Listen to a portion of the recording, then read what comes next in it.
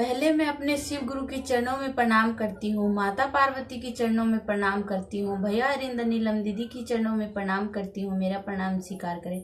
हर हर महादेव। दोस्तों, आज मैं आप लोगों के बीच एक नई कथा लेके आई हूँ। तो कथा महादेव की है। कथा को पूरी सुनिए। पूरा सुनने से ज्ञान होता है, आधा अधूरा सुनने से कोई ज्ञान नहीं होता। तो हमारे महादेव की कथा है, इस कथा को पूरी सुनिए। हमेशा कथा सुनने से हमेशा हमें लाभ होता है, कभी भी कुछ ना कुछ ज्ञान जरूर होता है। तो कथा को पूरी सुनिए। हर हर महादेव। एक समय की बात है, एक गांव में एक सास बहू रहती थी। सास जो थी उसे पूजा पाठ भक्ति भजन से बड़ा नफरत रहता था। वो जो थी कभी भी पूजा भक्ति में कोई भी कुछ कहता पूजा भक्ति के नाम से तो चिढ़ जाती थी।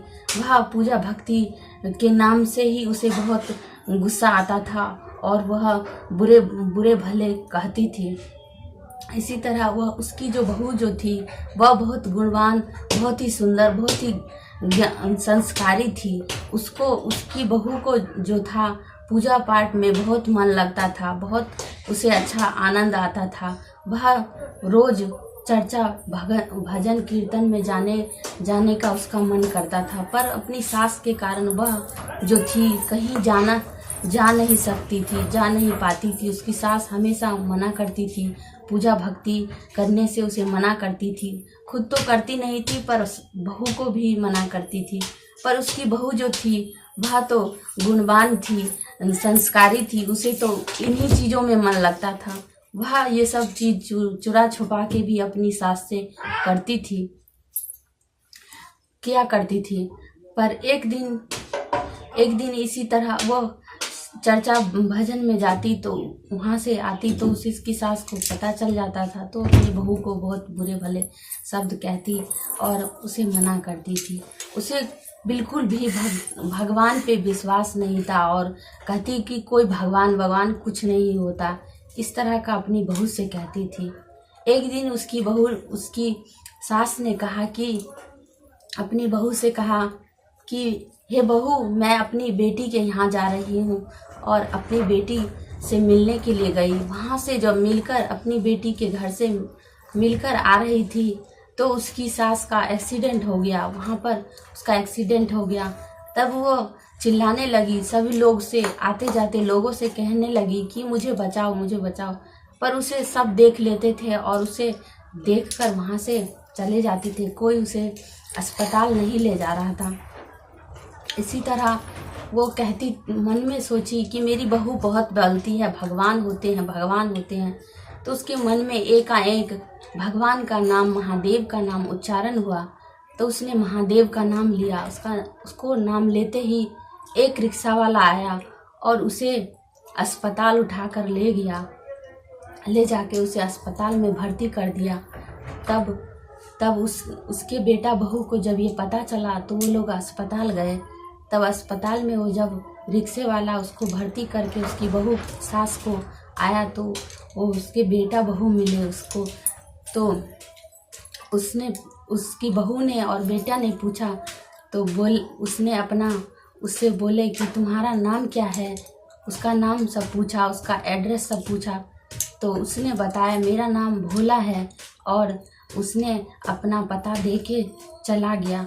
तब उसकी बहू बोली कि मेरी सास ठीक हो जाएगी तो मैं आपके पास ज़रूर आऊँगी मिलने के लिए। इस तरह का बोल के वह रिक्शे वाला चला गया। तभी उसकी सास को जब होश आया तो तो वो जोर जोर से भगवान का नाम लेने लगी और कहने लगी कि मुझे भगवान ने बचाया है, महादेव ने बचाया है। इस तरह का पूरे अस्पताल में शोर करने लगी, चिल्लाने लगी। तभी यह आवाज़ सुन के उसके बेटा बहू उसके पास गए तो उसकी सास बोली कि हाँ, भगवान होते हैं, भगवान ने मुझे दर्शन दिए हैं। इस तरह का बोलने लगी। तब उसकी सास बोली कि जो रिक्शे वाला था वो भगवान था, वो कहाँ गया।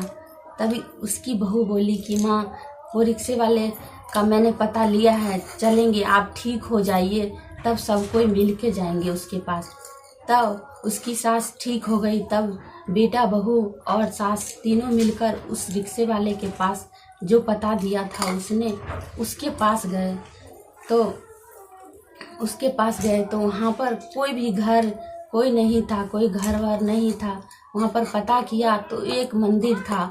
उस मंदिर में महादेव की मूर्ति थी और एक पंडित था। उस पंडित से पूछा कि ये पता कहाँ पर है और ये भोला नाम का आदमी कहाँ रहता है। तो पंडित बोले कि यहाँ कोई भोला नहीं रहता, जो भोला रहते हैं उस मंदिर में रहते हैं। तब वो लोग समझ गए और उस मंदिर में जाके उसकी सास जो थी भोलेनाथ की प्रतिमा को पकड़कर वहीं पर वो लोग रोने लगे और उसकी सास अपनी बहू से क्षमा मांगने लगी और भोलेनाथ से भी कि हे भगवान, मुझे क्षमा कर दीजिए। इतने दिन मुझे समझ नहीं आ रहा था, पर मैं अब समझ गई कि भगवान जरूर होते हैं और इस तरह का क्षमा याचना करने लगी। तभी महादेव ने उनको इसी प्रकार ज्ञान दिया। तो हे महादेव, जिस प्रकार उसकी सास को ज्ञान दिया, इसी प्रकार हम लोगों को भी ज्ञान देते रहना। हे महादेव, हम पर भी दया करते रहना। हर हर महादेव, दया करिए गुरुदेव।